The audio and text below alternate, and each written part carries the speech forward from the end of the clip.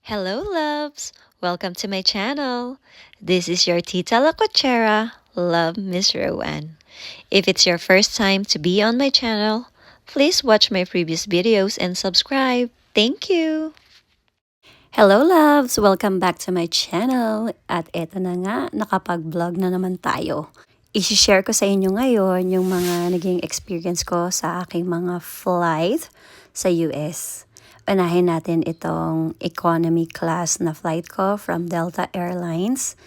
Nagpunta kasi ako sa US for a business trip and then nag-extend ako for a vacation since yung tita ko is nakatira sa USA. Doon sila sa Jacksonville, Florida. Unfortunately, walang direct flight from Los Angeles going to Jacksonville. Meron pang connecting.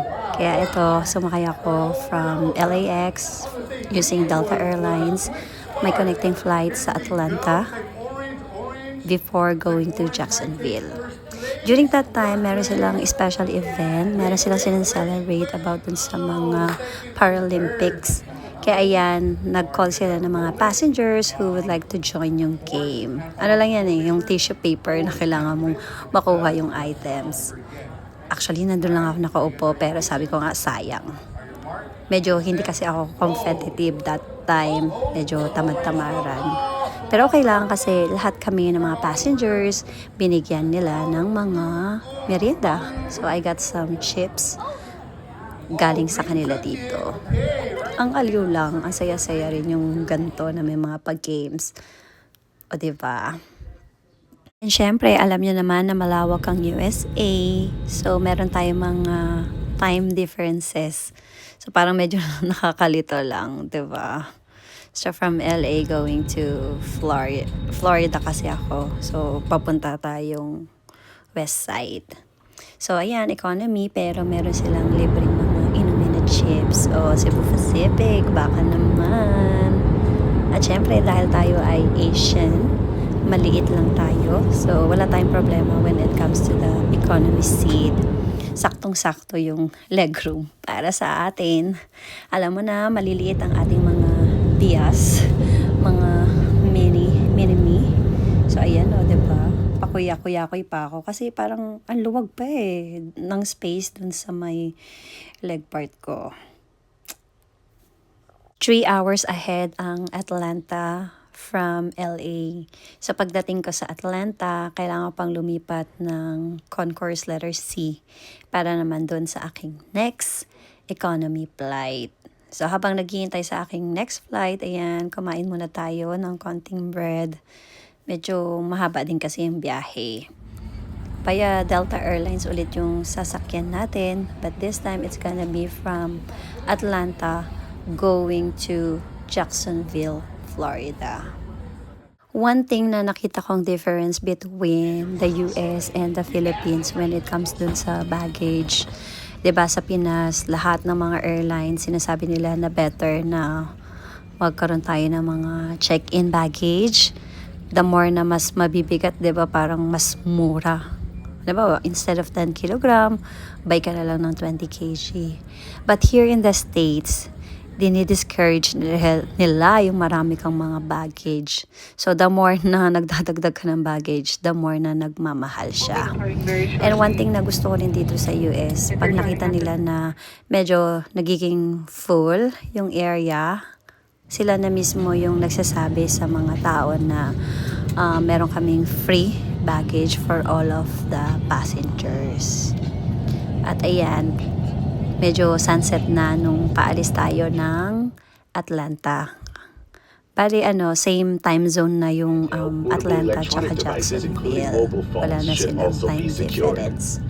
So since sunset na yung flight natin, of course, evening na ang ating arrival sa Jacksonville, Florida. Do not adjust your seat and ask a crew member for help. As we leave the gate, fasten your seatbelt by inserting the metal tip into the buckle and adjusting the strap so it's low and tight across your lap. To release, lift the top of the buckle.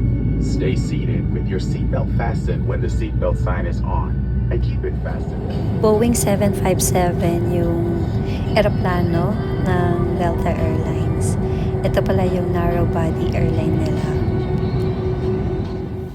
Meron ding mga in-flight entertainment yung kanilang eroplano.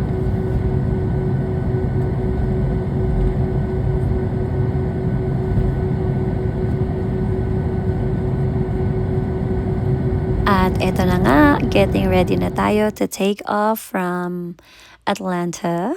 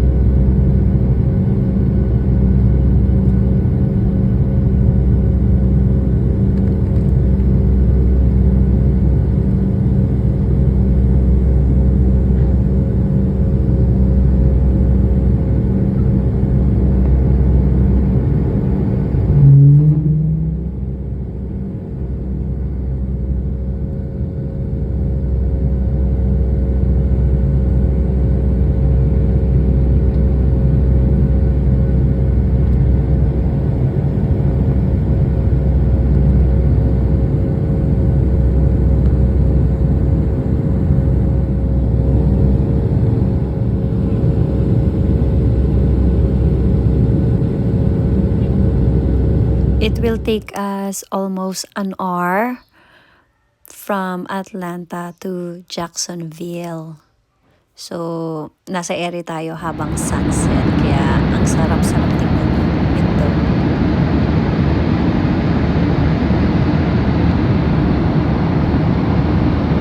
O diba, ang ganda ng sunset pag habang nasa taas ka. Iniisip ko nga minsan, nasisilaw rin kaya si pilot sa sunset. Kasi pag nagda-drive ako, diba, ang hirap pag sunset time. At medyo cloudy nung malapit na kami sa Jacksonville. But magaling yung pilot namin eh. Hindi siya masyadong ma-turbulence.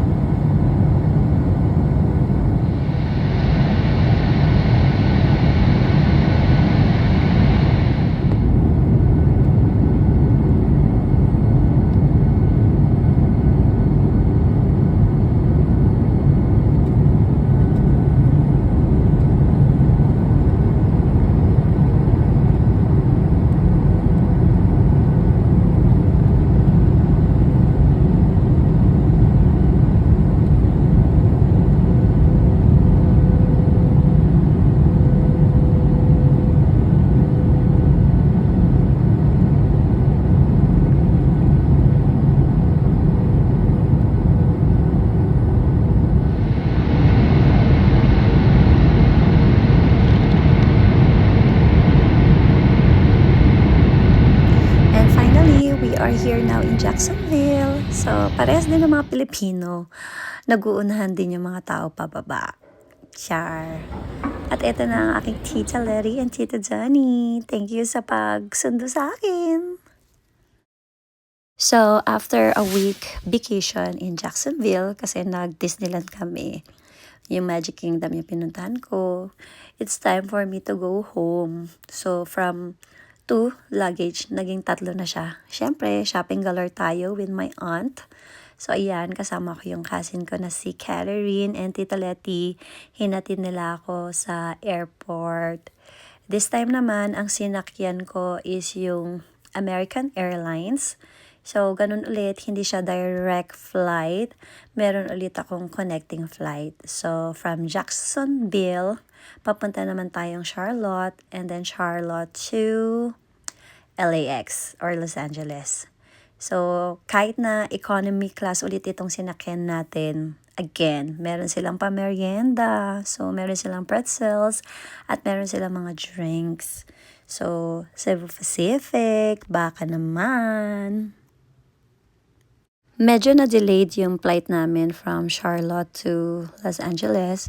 Pero okay lang kasi at least nakarating pa rin ako ng LA. Magtatanong kayo, nandun na ako sa bandang Jacksonville, Florida. Pwede naman ako mag-fly na, diba? From there, going to Philippines. Pero kasi sabi ko nga sa inyo, business trip ito, nag-extend lang ako for holiday. So yung flight back ko papuntang Philippines para libre is via LA pa rin yung kinuha ko. At another extra time yon para makakain tayo ng Mexican food. Thank you, Ate Raquel. At dahil meron lang tayong one day sa LA at eto na nga, it's time to go home na sa ating bansang minamahal, ang Pilipinas. Mahal nga ba natin ang Pinas? Or mahal na ang lahat dito sa Pinas? So, yung flight ko naman from LA to Philippines is via Philippine Airlines. So, dito, medyo libre kasi ito dahil nga sabi ko nga business trip ito. So, naka-business class tayo. So, meron tayong free lounge habang naghahantay or nag-iintay sa ating flight. Yung nga lang, yung area kung nasaan yung lounge is super layo doon sa terminal ng Philippine Airlines. Kaya medyo grabe talaga yung takbo ko kasi baka maiwan ako eh. Kasi nga hindi naman ako super gutom. Nagpahinga lang talaga ako saglit sa lounge. Mas mahaba pa yung nilakad ko papunta doon sa terminal ng Philippine Airlines.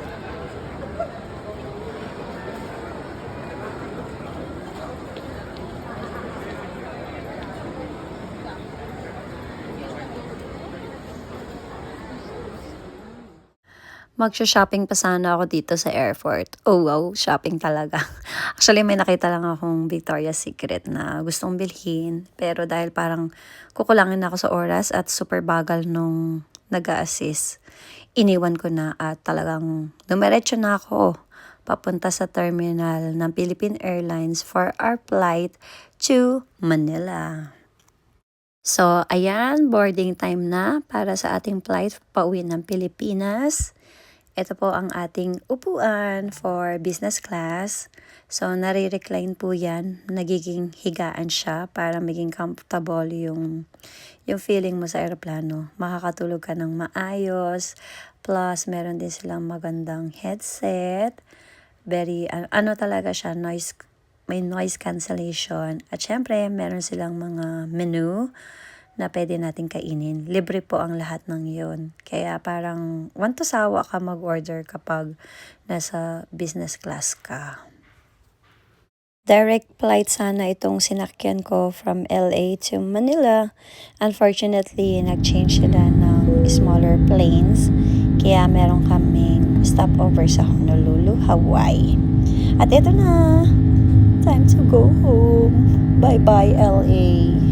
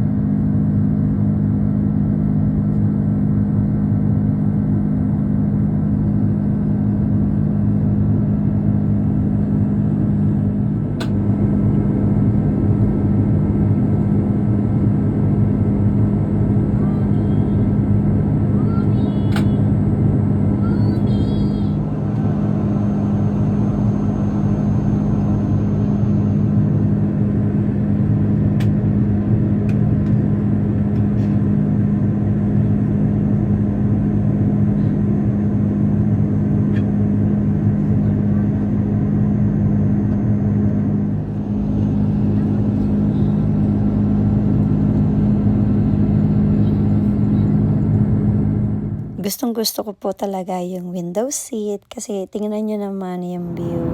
Napakaganda.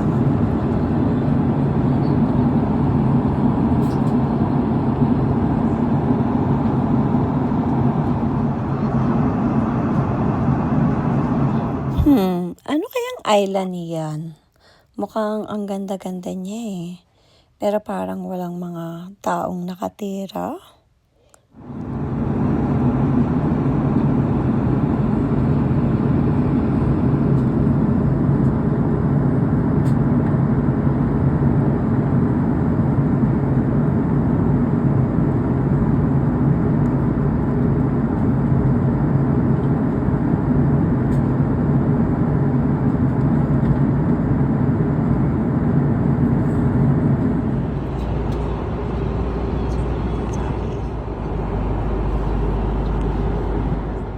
Ito yung mga food na kinain ko sa flight going to Manila.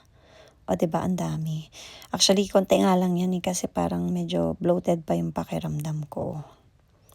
At sabi ko nga sa inyo, hindi siya direct flight itong nasakyan ko kasi nag-change ng airplane. Meron tayong stopover sa Honolulu, Hawaii. Dahil mas maliit yung aeroplano, kailangan niyang mag-refuel. So, yun ang reason kung bakit tayo bababa ng Honolulu is para mag-refuel yung ating aeroplano. Sana medyo mas matagal pa yung pagstay namin sa Honolulu, Hawaii para makalabas man lang sa airport. Pero andun lang kami sa loob ng aeroplano, nakaupo, naghihintay na matapos yung pagre-refuel. Kasi after that, aalis na rin agad.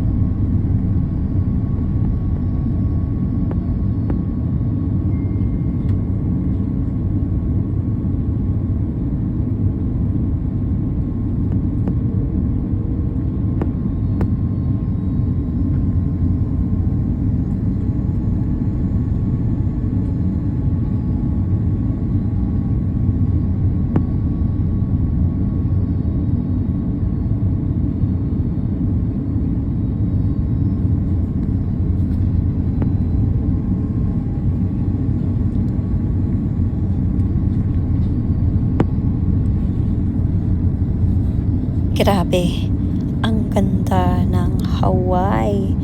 Dito pa lang sa taas yan ha. What more pa pag nandyan na tayo sa baba at nag-explore. Kaya naman, sana one day makabalik tayo dito sa Honolulu, Hawaii.